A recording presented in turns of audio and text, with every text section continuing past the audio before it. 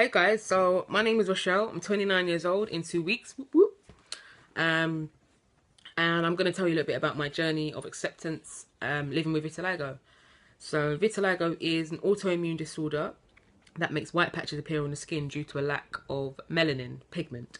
Um, so, I developed it about the age of maybe 10 or 11.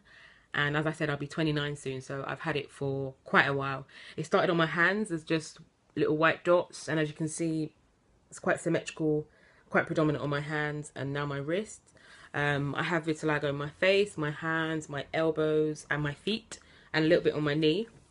Um, so as you can imagine, it's a quite extensive visual difference. And yeah, I faced some difficulties growing up. Children can be quite cruel.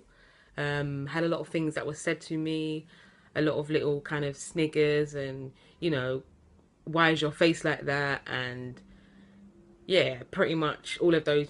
Kids say they have no tact clearly, and they say some of the most horrible things. But obviously they're kids, and as I was a child myself at that time, it wasn't very nice hearing those things from people that I believed were my friends.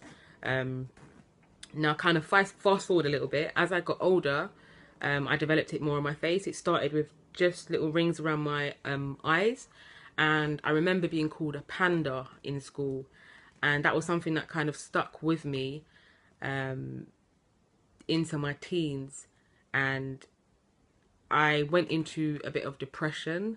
I developed a very defensive mentality, and I had my hood up, my hands in my pockets, wasn't really approachable, wasn't the happiest.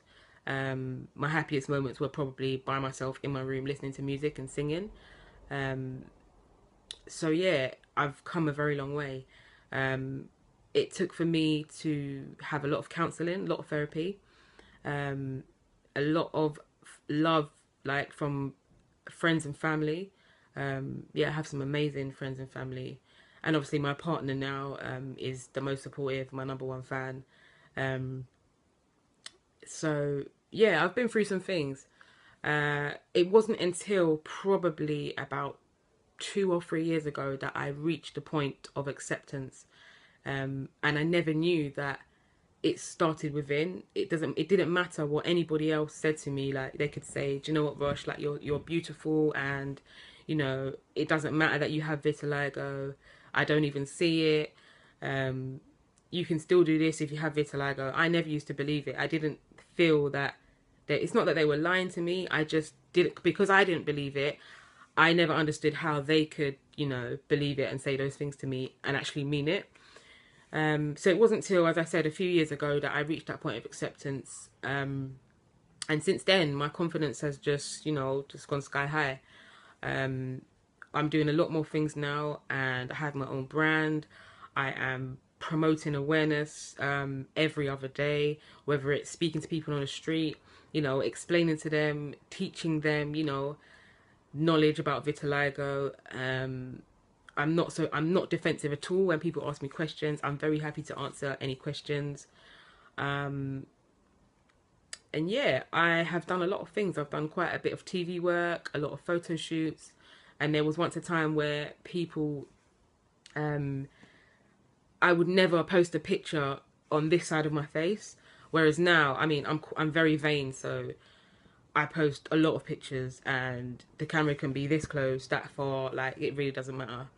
Brock Elbank was the first person that ever took a professional photo of my face, and it was a step for me that was kind of like a turning point. Like, I'd already reached acceptance, but that was like a step further to kind of loving myself a bit more. And when I saw the photos after, I was absolutely stunned. I just thought, oh my gosh, like, I'm actually very beautiful. Like, a lot of people have said to me, like, you're beautiful. Like, I never believed it. And I love myself a lot more than I used to. But it takes a lot. I'm not going to say it was easy at all. Like, it's very, very hard at some points. There was a time where I felt suicidal. There was a time I was on antidepressants. There was a time I used to cry myself to sleep thinking, why me? Um, and obviously my biggest fear still remains, that I would lose all of my pigment and I'd essentially, look like a white person. I'd lose all my pigment, and for me, that's still my worst fear. However, if someone said to me, if you could get rid of all the vitiligo, and have your normal complexion back, would you? If you could take a pill that could do that, would you take it or would you not take it? I'm still not sure about that, but I do believe that vitiligo.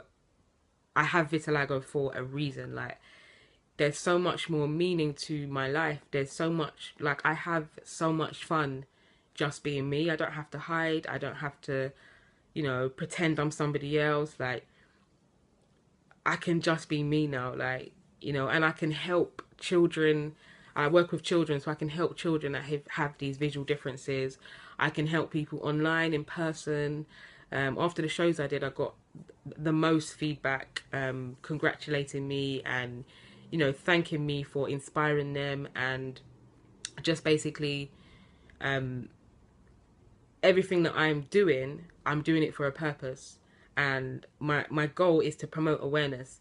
There's going to be a lot of things coming, under the slogan "Loss of pigment, not purpose," and yeah, I'm excited for it. I mean, if I didn't have vitiligo, I'd probably be doing something else, obviously. Um, but I believe that if vitiligo does not define me, it enhances me as a person. Like, I was great before, but I'm greater now. Without